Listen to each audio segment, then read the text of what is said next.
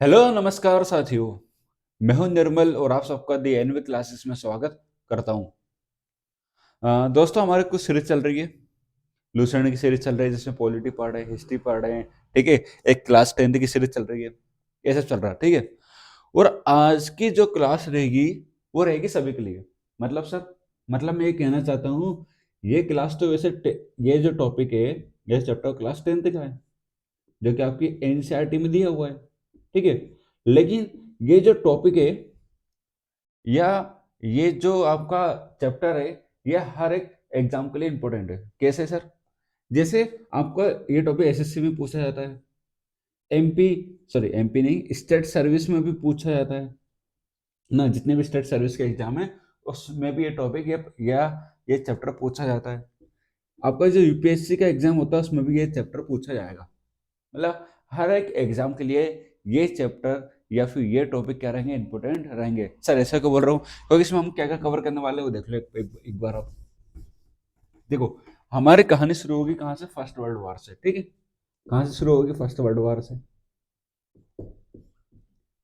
हाँ, first world war नहीं पढ़ेंगे, इसमें पढ़ेंगे फर्स्ट वर्ल्ड वॉर का इम्पैक्ट क्या है।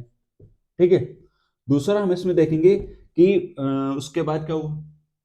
उसके बाद महात्मा गांधी जी की एंट्री होती है। ठीक है। उससे पहले आपका हाँ, महात्मा गांधी जी की एंट्री देखनी है। अब गांधी जी के अंडर में जो भी मूवमेंट हो वो सारा देखना है। जितने भी सत्याग्रह हुए वो सब हमें यहाँ पर देखना है। खिलाफत मूवमेंट होगा, आपका नॉन कॉपरेशन मूवमेंट होगा, सिविल डिसोबीडियंस मूवमेंट होगा, है ना। उसके बाद फिर हमें देखना है कि आफ्टर फर्स्ट वर्ल्ड वॉर, मतलब गांधी जी के बाद या फिर हम कहें कि सिविल डिसोबीडियंस मूवमेंट के बाद क्या कहानी रहेगी, ये सब हम देखने वाले हैं। मतलब लगभग पूरी आपकी मॉडर्न हिस्ट्री कंप्लीट कर लेंगे। ठीक है। चलो स्टार्ट कहाँ से करें बता दो। तो हम लोग स्टार्ट करेंगे कहाँ से आज, कि भारत में आखिर नेशनलिज्म आया कैसे। और नेशनलिज्म आया कैसे उससे पहले सवाल होना चाहिए, व्हाट इज नेशनलिज्म?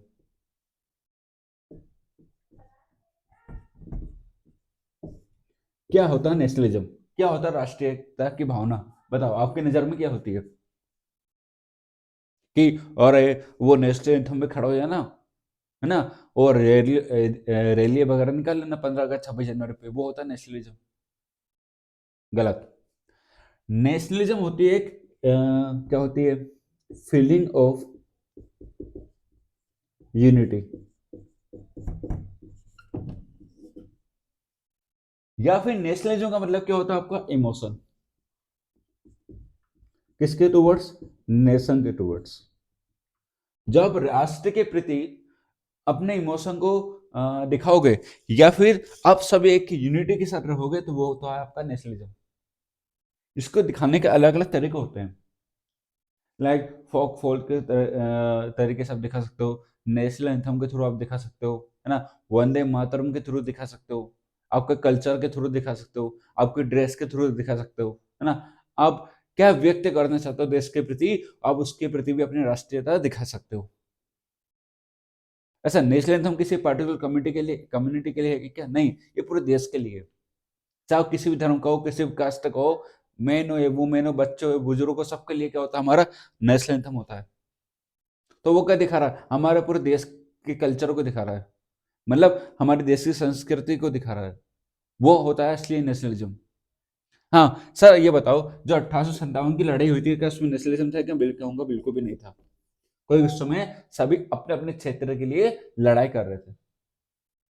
नेशनलिज्म तब आता है फिर जब कोई, मान लो जैसे भैया आप तुम अपने क्षेत्र की लड़ाई करते हो बस, इसमें नेशनलिज्म है क्या? कहीं से कहीं तक नेशनलिज्म क्या बोलता है? पूरे देश के लिए है क्या?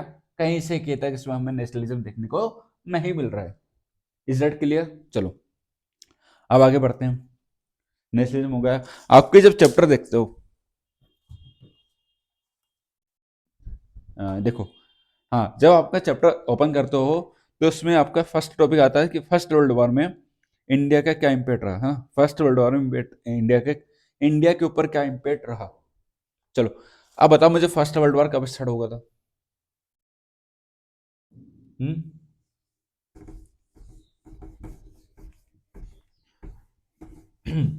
देखो, 1914 से लेके 1918 तक स्टार्ट हुआ था हमारा फर्स्ट वर्ल्ड वॉर।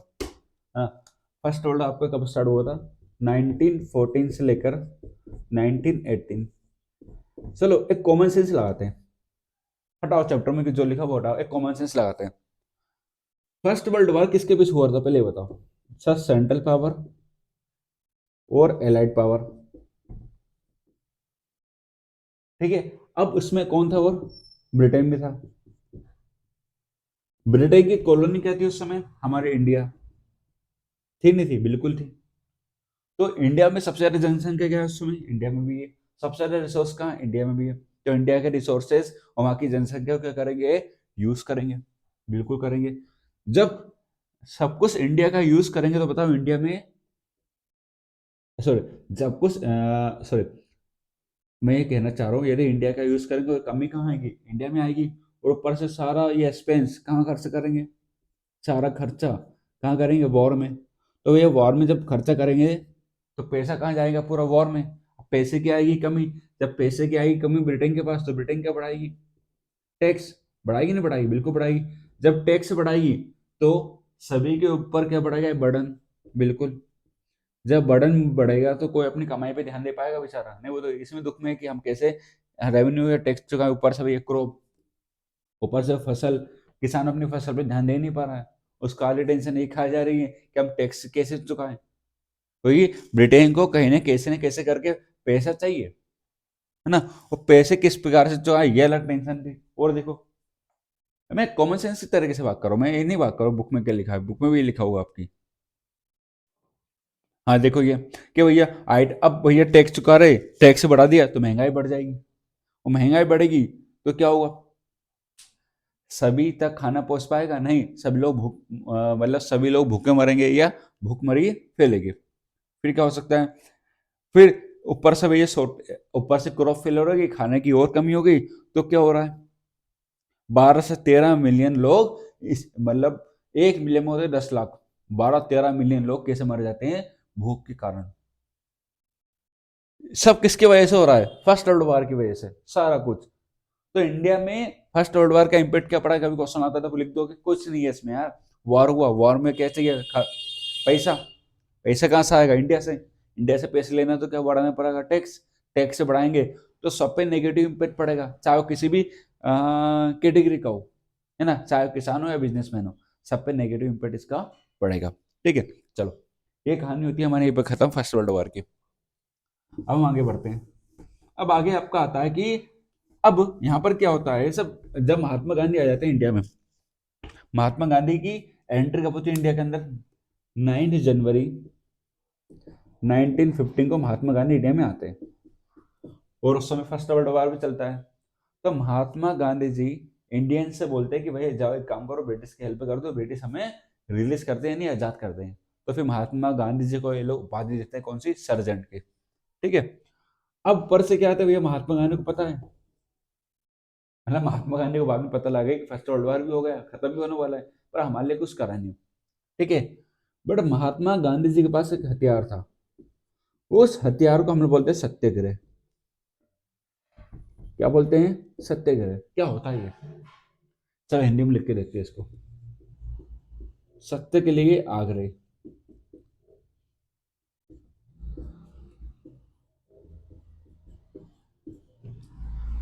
महात्मा गांधी जी का सबसे बड़ा हथियार है सत्याग्रह। और सत्याग्रह का मतलब होता है सत्य के लिए आग्रह। और जब भी कोई सत्य के लिए आग्रह करता है तो उसमें किसी भी प्रकार की कोई हिंसा नहीं करता है, उसमें किसी भी प्रकार की कोई हिंसा नहीं करता है। मतलब किसी भी प्रकार का कोई वॉयलेंस नहीं करेगा। वॉयलेंस कैसा, हथियार से नहीं, हाथापाई वाला नहीं। मतलब ना तो किसी हथियार का यूज करेगा, ना ही हाथापाई का यूज करेगा, ना ही शब्दों का यूज करेगा। मतलब बिना किसी वॉयलेंस से सत्य के साथ किसी लड़ाई को जीता जा सकता है। यह है महात्मा गांधी जी का सत्याग्रह। मतलब सत्य, सत्य के लिए आग्रह करना और अपने आइडियोलॉजी पर, अपने विचारों पर टिके रहना। किसी भी प्रकार से किसी भी स्थिति में अपने विचारों को, अपनी आइडियोलॉजी को और अपने अपने विचार, अपने जो होता है ना, अपने आग्रह को चेंज, अपने सत्य को चेंज नहीं करना है।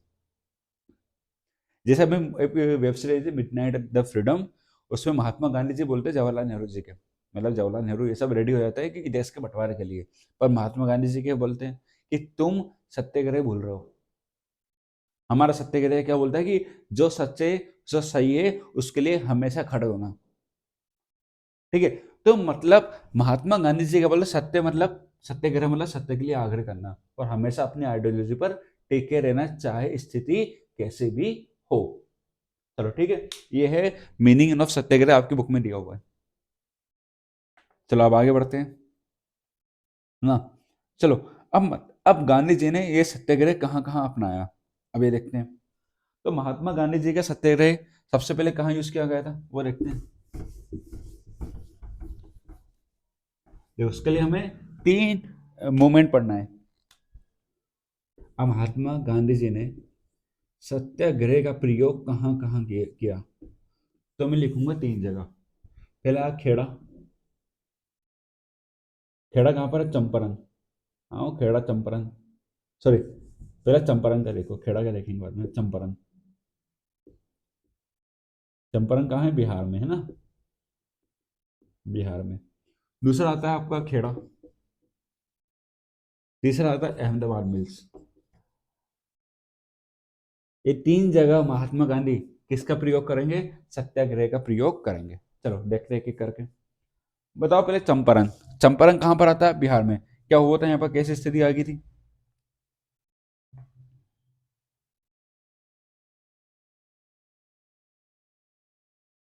एक सेकंड रुकिएगा। हम्म,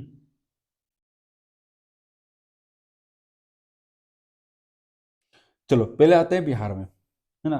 बिहार के बाद चलेंगे खेड़ा, खेड़ा के बाद चलेंगे अहमदाबाद मिल्स। चलो पहले बिहार का समझते हैं। बिहार में एक जगह चंपारण करके, क्या नाम है उसका, चंपारण। चंपारण में हो क्या रहा था कि जो ब्रिटिश गवर्नमेंट है वो किसानों पर एक एक फोर्सफुली जबरदस्ती कर रही थी उनके ऊपर कि आप भैया किसका कल्टीवेशन करो, इंडिगो का। उनसे जबरदस्ती किसका कल्टीवेशन करवा रही थी, इंडिगो का कल्टीवेशन करवा रही थी। अब इंडिगो क्या है, पौधा जिससे अब इंक वगैरह निकलती है, और ब्रिटिश उसका यूज करती है और बाकी के मार्केट में उसको सेल भी करती है। और कहा जाता है इंडिया का क्लाइमेट सबसे बेस्ट है इंडिगो के लिए। चलो वो इंडिगो कल्टीवेशन कर रही। अब बढ़िया, किसानों को भी लालच तो आया स्टार्टिंग में कि भैया नहीं इंडिगो से बड़ा फायदा हो रहा है। बट हुआ क्या, इसी इंडिगो की वजह से सॉइल की फर्टिलिटी कम हो गई, पहली दिक्कत ये आ गई। दूसरी समस्या ये आ गई कि भैया पूरी जगह इंडिगो इंडिगो हो रहा है, खाना ही मिलने, मतलब खाने की जगह मिलने नहीं कि हम उगा दे खाना वगैरह, कुछ भी अनाज वगैरह, कहीं नहीं, जगह नहीं बची। ऊपर से फर्टिलिटी खत्म हो गई। तो अब बिहार के लोगों ने, चंपारण के लोगों ने बोला कि भैया नहीं, अब हमें कोई इंडिगो कल्टीवेशन नहीं करना है। अब नहीं करेंगे तो ऊपर से जो ब्रिटिशर्स है वो जबरदस्ती क्या बोल रहे थे, नहीं भैया आपको करना ही पड़ेगा। ठीक है भैया। तो अब रामचंद्र शुक्ल करके है, मुझे नाम याद नहीं है, शुक्ला जी क्या करते हैं, उनको पता है कि महात्मा गांधी जी है कोई पर्सन जो बड़े पावरफुल है, उनको बुलाया। फिर उनको बुलाकर यहाँ पर महात्मा गांधी जी ने सबसे पहले अपना सत्याग्रह का हथियार कहाँ यूज किया, चंपारण में। कब यूज किया था, 1917 में। सबसे पहले सत्याग्रह का प्रयोग कहाँ किया गया था, चंपारण में। क्यों किया था, इंडिको कल्टीवेशन के खिलाफ। और जैसे ही महात्मा गांधी जी ने बोला भैया कोई टैक्स पे नहीं करना, कोई कुछ नहीं करा, सिर्फ सत्याग्रह पे खड़ा रहो, अपनी ही जीत हो गई। बात में क्या हुई, जीत हो गई। अब दूसरा था खेड़ा, यह भी कब हुआ था, 1970 में। कहाँ पर था, गुजरात। यहाँ पर कहानी थोड़ी सी अलग है। कहानी क्या है भैया, किसानों से बढ़िया टैक्स वसूला जा रहा है ना। ऊपर से क्या हुआ कि यहाँ पर आ गया आपका क्लाइमेट चेंज हो गया। अब क्लाइमेट चेंज होने की वजह से यहाँ पर खेती उतने अच्छे से हो नहीं पाई, और रेवेन्यू दे नहीं पा रहे थे बेचारे, टैक्स दे नहीं पा रहे किसान। अब जब टैक्स दे नहीं पा रहा, ऊपर से ब्रिटिश गवर्नमेंट क्या कर रही, जबरदस्ती उनसे टैक्स वसूलने की बात कर रही। मतलब ईस्ट इंडिया कंपनी, वही ईस्ट इंडिया कंपनी क्या बोलती है, भैया हमें कहीं चाहिए टैक्स, हमें नहीं देना टैक्स। ऊपर से बोल रहे, महात्मा गांधी जी को बुलाया, टैक्स देने से मना कर दिया, और महात्मा गांधी जी ने यहाँ पे सत्याग्रह का प्रयोग किया। अब आता है अहमदाबाद मिल्स। अहमदाबाद मिल में अब वही इन्फ्लेशन बढ़ रहा है, तो यहाँ के वर्कर्स ने बोला हमारी सैलरी बढ़ा दो या हमारे वेजेस बढ़ा दो, है ना। अब भैया कॉटन मिल से है ना, कॉटन मिल अहमदाबाद में कोटल मिलती है, वहां के वर्कर्स ने बोला कि हमारा बोनस बढ़ाओ या हमारे वेजेस बढ़ा दो। तो वह माने नहीं, महात्मा गांधी जी को बुलाया और यहाँ पर भी क्या कर दिया, यहाँ पर सत्याग्रह का प्रयोग कर दिया। तो 3 जगह सत्याग्रह का प्रयोग हुआ है। पहला चंपारण, खेड़ा, खेड़ा के बाद आपका आता है अहमदाबाद मिल्स। अब भारत में कहीं ना कहीं एक छोटी छोटी रेवोल्यूशन एक्टिविटी स्टार्ट हो गई है। क्या हो गई भारत में? अब धीरे धीरे क्या हो गई, रेवोल्यूशन एक्टिविटी स्टार्ट हो गई। अब भैया ब्रिटेन को क्या लगने लगा, डर। ऊपर से महात्मा गांधी जी भी आ चुके हैं, है ना। तो ब्रिटेन को लगा डर, और डर इंसान से बहुत कुछ करवा देता है। क्या लगा इनको? डर लगा। और डर के करवाएगा, देखो ये है अपने ब्रिटिश गवर्नमेंट, है ना। ब्रिटिश गवर्नमेंट को लगा डर, घबरा गए बेचारे, है ना। क्या करे क्या करे। तो इन लोगों ने ये अपनी जो दर्द दुख है, दर्द कहाँ पहुंचाया? ब्रिटेन में। ये अपना दुख दर्द कहाँ पहुंचाया? ब्रिटेन में। अब ब्रिटेन ने एक बनाया प्लान, बढ़िया, कि एक काम करते हैं, कानून पास कर देते हैं। क्या करते हैं? कानून पास करते हैं। तो वहां की जो लेजिस्लेटिव असेंबली है, वहां की जो लेजिस्लेटिव काउंसिल है, उन्होंने कर दिया कानून पास। एक बनाया अधिनियम, बढ़िया तैयार करा। उस अधिनियम किसके चेयरमैनशिप में किया था? रोलेट की चेयरमैनशिप में किया गया था। उसका नाम क्या रख दिया? Rowlatt act. का पास करा था ये 1919 में। इस अधिनियम ने भैया अनलिमिटेड पावर दे दी किसको? ब्रिटिश गवर्नमेंट को, ईस्ट इंडिया कंपनी को, भारत के अंदर। क्या पावर दे दी? पावर ये दे दी भैया कि आप को एक काम करना है, कैसे भी करके ब्रिटेन के अंदर जो इंडिया के अंदर जो रेवोल्यूशन है उसको कंट्रोल करना है। कंट्रोल करने के लिए आप किसी भी पर्सन को, किसी भी व्यक्ति को अरेस्ट कर सकते हो। क्या कर सकते हो आप? किसी भी व्यक्ति को अरेस्ट कर सकते हो। वो अरेस्ट करके बिना किसी ट्रायल के 2 साल तक जेल में उसको रख सकते हो। मैंने क्या बोला? कानून पास का, रोलेट एक्ट। उस समय बोले आप किसी भी पर्सन को अरेस्ट कर सकते हो, अरेस्ट करके 2 साल तक आप उसको जेल में रख सकते हो बिना किसी ट्रायल के। तो ना तो इसमें ट्रायल अलाउ था, ना अपील, ना दलील, और ना ही वकील, और ना वकील। और महात्मा गांधी जी ने इस कानून को क्या कहा? Black law. क्या कहा इसको? ब्लैक लॉ, काला कानून। फिर से कहानी सुनो। ब्रिटेन बड़ा दुखी था। तो ब्रिटेन की वहां की जो लेजिस्लेटिव काउंसिल, उन्होंने पास कर दिया कानून जिसका नाम है रोलेट एक्ट। कब पास किया था ये? 1919 में। क्या लिखा है इसमें? कि भैया किसी भी व्यक्ति को आप अरेस्ट कर सकते हो, बिना किसी ट्रायल के 2 साल तक आप उसको जेल में रख सकते हो। ठीक है। फिर इसको भैया एक मतलब उसको टाइटल दिया, ना तो अपील, ना कोई दलील होगी, ना कोई वकील होगा। तो महात्मा गांधी जी ने इसको क्या कहा? ब्लैक लॉ, काला कानून। अब बड़े कानून पास हो गया, आ चुका कानून, तो इसके खिलाफ क्या होगा? लोगों का रिएक्शन भी तो आएगा ना।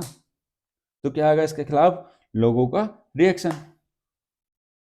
चलो अब क्या होगा? लोगों का रिएक्शन क्या निकलेगा? आवाज आ रही प्रॉपर? चलो बड़ी। अब क्या लोग किस प्रकार से रिएक्ट करेंगे? चलो अब देखते हैं लोगों का रिएक्शन। एक सेकेंड, माइक की जगह थोड़ी सी चेंज करना पड़ेगी जगह। अब हम देखते हैं कि लोगों का किस प्रकार से रिएक्शन रहा, है ना। हाँ,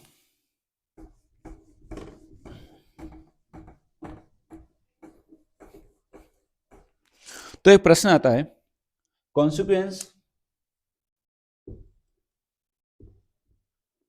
कॉन्सिक्वेंस एंड रिएक्शन किसका? रोलेट एट का। क्या क्या कॉन्सिक्वेंस निकले इसके, ना वो लिखना है। चलो पहले क्या क्या निकालेंगे बताओ। पूरे शहर में क्या निकाली गई? सभी ने क्या निकाली यहाँ पर? सबसे पहले रैली निकाली, वो लिखना है। रैली क्या निकाली? सबसे पहले रैली निकाली। महात्मा गांधी जी ने बढ़िया प्लान बनाया है, क्या भैया हमें इस कानून के खिलाफ जाना है।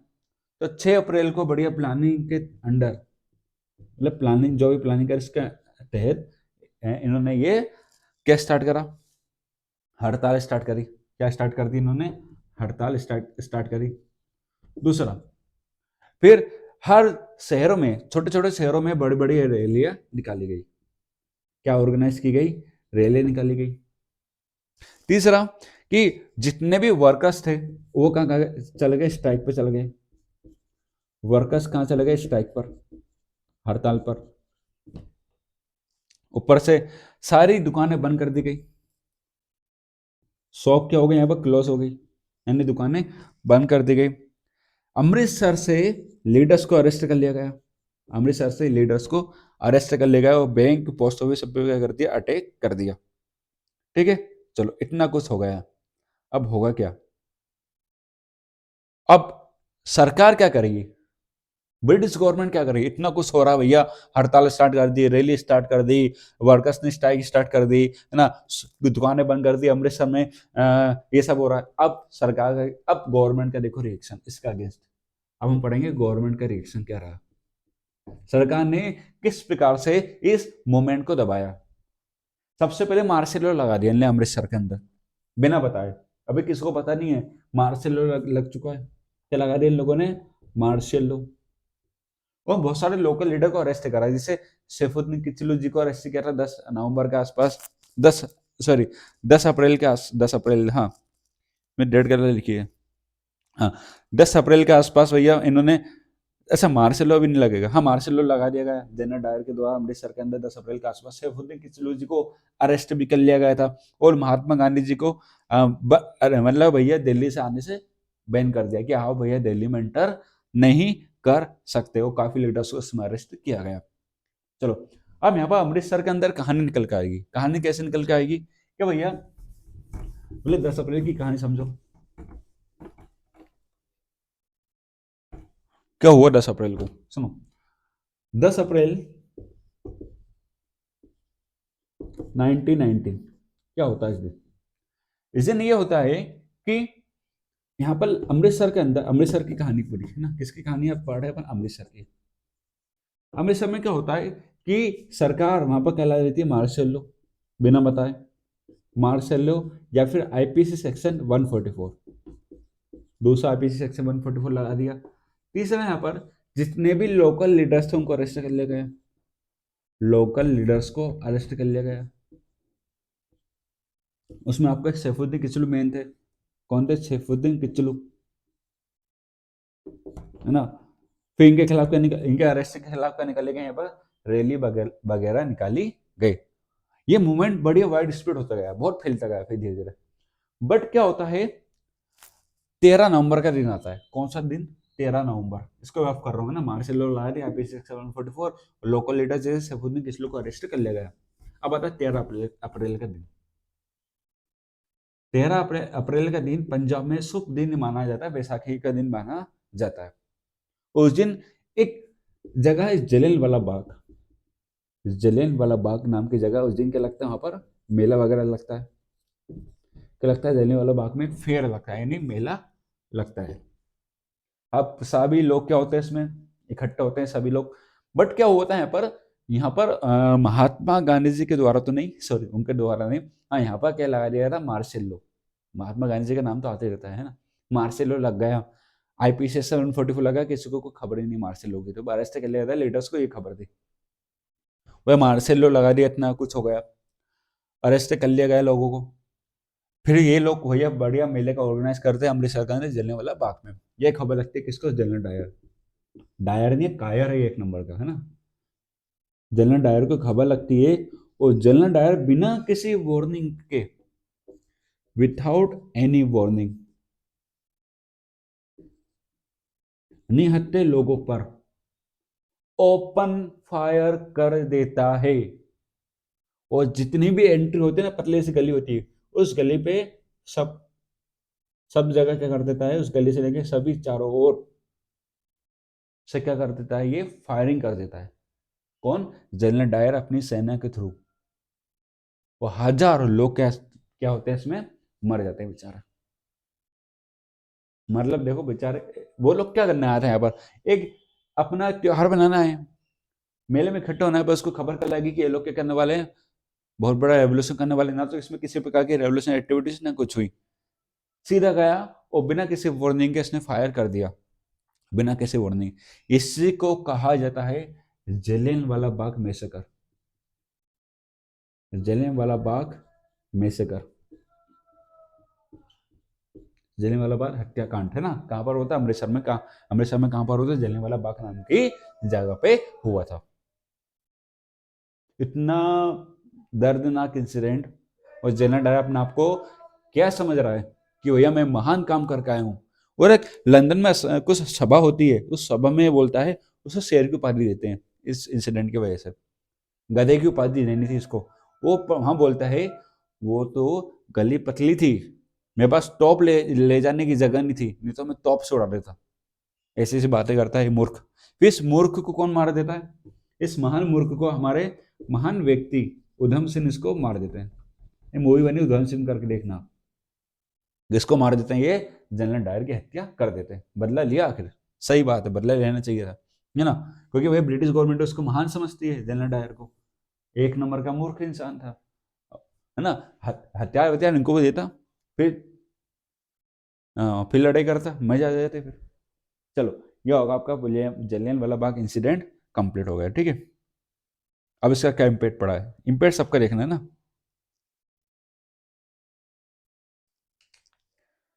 चलो अब हम देखते हैं जलियन वाला बाग का इंसिडेंट। इस इंसिडेंट का क्या रिएक्शन रहा, है ना। समय क्या हो रहा है? चलो ठीक है, अभी तो 20 मिनट वो पढ़ेंगे अपन। एक वो कंप्लीट कर लेंगे, खिलाफत मूवमेंट, बस, है ना। इसके बारे में हम कल पढ़ेंगे, क्योंकि नॉन कोऑपरेशन मूवमेंट और सिविल डिसोबीडियंस मूवमेंट, दोनों मूवमेंट काफी बड़े हैं। ठीक है, दोनों को एक क्लास में करवा देंगे हम कल। चलो, क्या होता है भैया इसका रिएक्शन? अब इसका रिएक्शन देखो। इम्पैक्ट ऑफ जलियांवाला वाला बाग, इम्पैक्ट ऑफ जलियन वाला बाग मैसेकर, ठीक है। चलो, क्या इम्पैक्ट निकला बताओ। अब लोगों में गुस्सा नहीं आया होगा? लोगों में बड़े खुश है? नहीं, लोगों का दिमाग खराब हुआ कि ऐसे कैसे कर दिया इसने। अरे हजारों लोग, हजारों परिवार बर्बाद हुए थे यार उस दिन। तो लोगों को गुस्सा आया, लोगों ने सबसे पहले गलियों में इकट्ठा हो गए। जितनी भी नॉर्थ इंडियन के अंदर टाउन्स वगैरह थी, वहां पर स्ट्रीट में क्राउड इकट्ठा हुआ, मतलब लोग इकट्ठा हो गए। तीसरा, दूसरा क्या है कि हड़तालें हुई। क्या हुई? हड़तालें हुई। पुलिस वालों के साथ क्या हुआ? क्लेश हुआ। पुलिस वालों के साथ क्या हुआ? क्लेश हुआ, लड़ाई हुई। ऊपर से गवर्नमेंट जितनी भी सरकारी बिल्डिंग थी उस पर अटैक किया गया। अटैक ऑन गवर्नमेंट बिल्डिंग ने, सरकारी बिल्डिंगों पे क्या किया? अटैक यानी आक्रमण किया गया, ठीक है। और जो भी यहाँ पर अब ब्रिटिश गवर्नमेंट बहुत ब्रूटल तरीके से दबाया गया, मतलब और ज्यादा वो हो गया, वो तो क्या बोल रहे हैं उसको, तो अब मैं क्या बोल लूँ, है ना। और बेइज्जत करके बेचारों को दबाया गया, मारा गया, सब किया गया, ठीक है। हाँ, सत्याग्रह से बोला कि आप अपनी नाक को जमीन में रगड़ो, रब रब करो अपनी नाक को, यह तक कहा लोगों से। सैल्यूट करो, सलाम करो, है ना। फिर ले गुर्जन वाला वे बॉम्ब, वो हर जगह बॉम्बिंग की गई। खासकर एक जगह है गुजरन वाला के आसपास बम की गई, कहाँ पर? पंजाब के अंदर। इतना कुछ इशू हो गया कहाँ पर? जलियांवाला बाग मैसेकर करके बाद, इतना सब हो गया, ठीक है। चलो, ये हमारा कंप्लीट होगा। कौन सा? जलियांवाला बाग कब हुआ था? 13 अप्रैल 1919। अच्छा, इसका मेन रीजन क्या था आपको पता है? Rowlatt act. अब महात्मा गांधी सिर्फ बड़े प्लानिंग कर रहे हैं कि भैया अब मुझे करना पड़ेगा कुछ बड़ा। अब मौका ही ढूंढ रहे थे वो कुछ, कि भारत में कुछ ऐसा हो कि मैं बड़ा कर दूं। तो इतने सारे इंसिडेंट हो रहे हैं, महात्मा गांधी जी शांत बैठे हैं, ऐसा हो सकता है क्या? अब महात्मा गांधी जी कुछ बड़े करने का प्लान कर रहे हैं, और प्लान करने का उनको मौका कौन देगा? खिलाफत। देखो, खिलाफत मूवमेंट, अब ये समझो, लास्ट क्लास के लिए ना, खिलाफत मूवमेंट।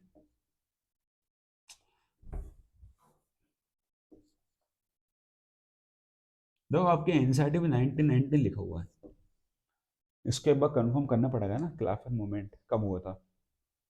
एनसीईआरटी में इसका 1919 दिया है। एक मिनट में चेक कर लेता हूँ, क्रॉस चेक।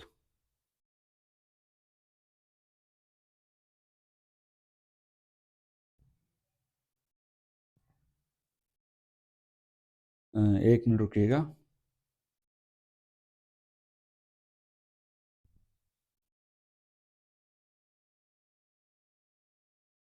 हाँ ठीक है, 1919 ही है, सही है, मतलब मैं भी सही हूँ।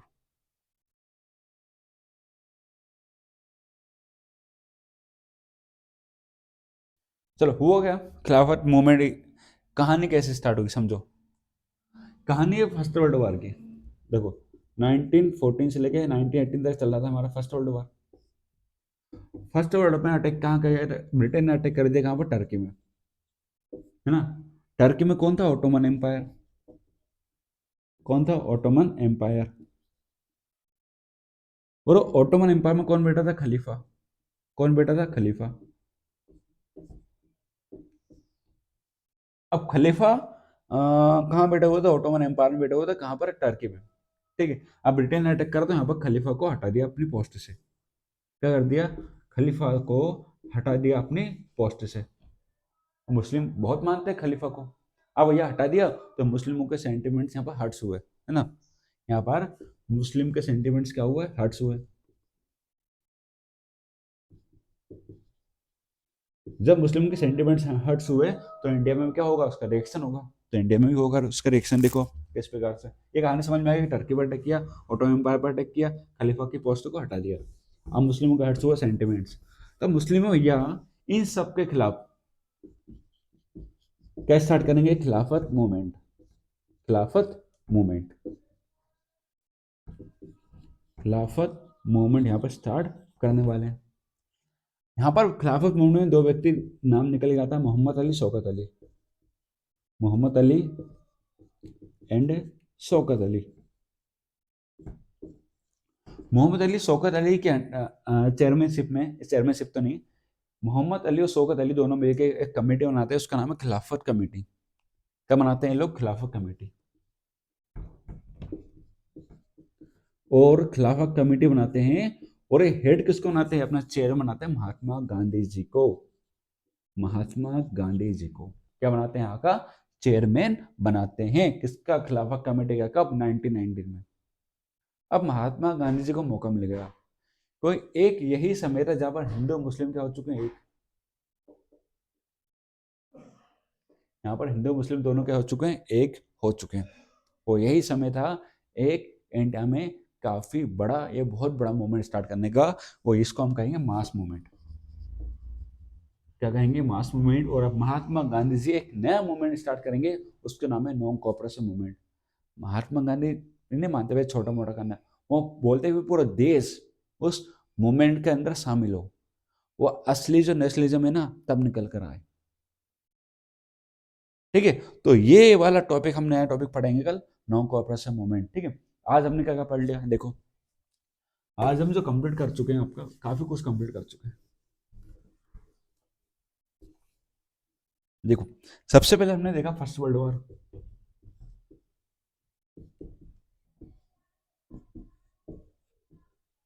दूसरा हमने देखा खिलाफत, दूसरा हमने देखा सत्याग्रह, महात्मा गांधी जी का सत्याग्रह क्या होता है। फिर हमने देखा कि सत्याग्रह क्या होता है। फिर हमने क्या देखा यार, खेड़ा सत्याग्रह, चंपारण सत्याग्रह, और अहमदाबाद मिल में जो सत्याग्रह वो उसको हमने देखा। ठीक है। फिर उसके बाद रोलेटेट। फिर उसके बाद हमने देखा जलियांवाला बाग मैसेकर। फिर हमने देखा क्या लास्ट में अभी, खिलाफत मूवमेंट। चलो ये कहानी क्या हो गई पूरी खत्म। अब कल हम पढ़ेंगे सिविल डिसोबीडियंस मूवमेंट और non cooperation movement. Next class में पढ़ेंगे, कल नहीं मतलब नेक्स्ट क्लास में हम डिस्कस करेंगे। ठीक है। चलिए फिर मुलाकात होगी आपसे नेक्स्ट क्लास में। यदि आपको कोई डाउट आया आप लोग पूछिए, लाइक शेयर और सब्सक्राइब करिएगा। ठीक है। ये क्लास सभी के लिए क्या है, काफ़ी ज़्यादा इंपॉर्टेंट है। और इसमें लगभग आधी ज़्यादा कोई मॉडर्न हिस्ट्री कंप्लीट हो जाती है। ठीक है। चलिए फिर मिलेंगे आपसे नेक्स्ट क्लास में। Thank you very much. जय हिंद, जय भारत।